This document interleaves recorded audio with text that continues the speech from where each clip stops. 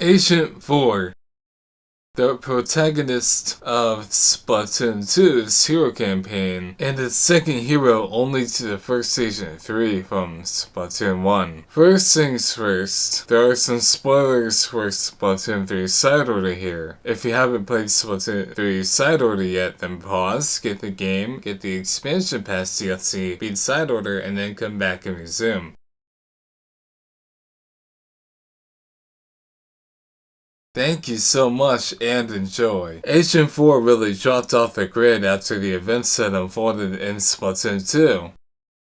Or did they? See, it doesn't make sense for Nintendo to use just one character and then not use him again. So let's be honest, what actually happened to Agent 4? Well, we're gonna look into that, but first, let's get a grasp on Agent 4's beginnings. Agent 4's home is just outside the border zone on Inkling Turf, also known as the Haven. 2 years before the events of Splatoon 2, Agent 3 at the time battled DJ Octavia to retrieve the Great Zapfish that resided in Inkopolis Plaza. After the Callie vs. Marie Splatfest in Splatoon 1, they both went their separate ways. Eventually, we arrive at the events of Splatoon 2. DJ Octavia stole the Great Zapfish again, but this time Callie turned up missing. Something fishy's going on here, and it's up to Marie to find someone brave enough to retrieve the Great Zapfish again, but this time in Inkopolis Square.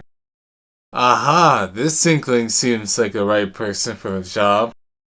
Thus, Agent 4 had been inducted into the Squidbeaks platoon. Agent 4 journeys through Octo Canyon in search of Callie and the Zapfish, with Marie and Sheldon being there for moral support. Although Sheldon does loan Agent 4 various hero weapons for the job. Callie had been brainwashed by DJ Octavio. However, DJ Octavio is defeated again and imprisoned in a snow globe.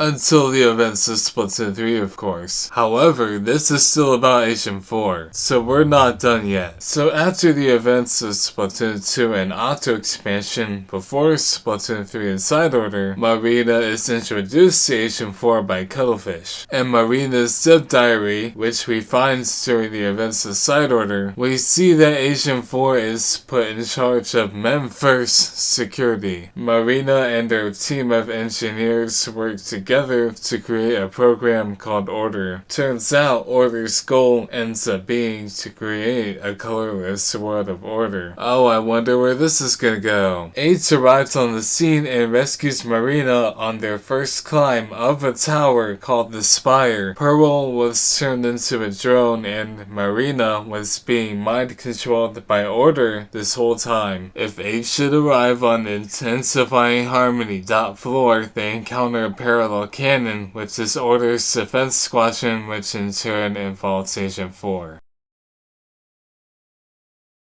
So, what happened? Based on what we see from reading Smollett's top secret notes for Agent 4's palette, we can infer that Agent 4 was forced to go through a complete grayscaling and is beyond rescuing. Their free will snatched away seemingly out of nowhere. Over the span of 5 years, Agent 4 went from being the free-spirited rising star of Inkopolis Square to being inducted into the Squidbeaks platoon to being in charge of members' security to becoming a mindless servant to a colorless world of order. Agent 4, you were my first guiding light into the world of Splatoon, and you will forever have this special place in my heart. Ever since I bought Splatoon 2 for my Nintendo Switch, it's been nothing but colors and colorful vibes all around, and you were at the forefront of all of it. Without you, without Agent 4, there would be no Octocris. Me and you are connected in this way, 4, so once again, thank you. But your story is finished. Your time in the spotlight is over. The last thing you can do as Agent 4 and not a servant of Order is leave your palette behind in the Men First and let your soul rest. Now, let us have a moment of silence for Agent 4 and the fate they suffered at the hands of Order.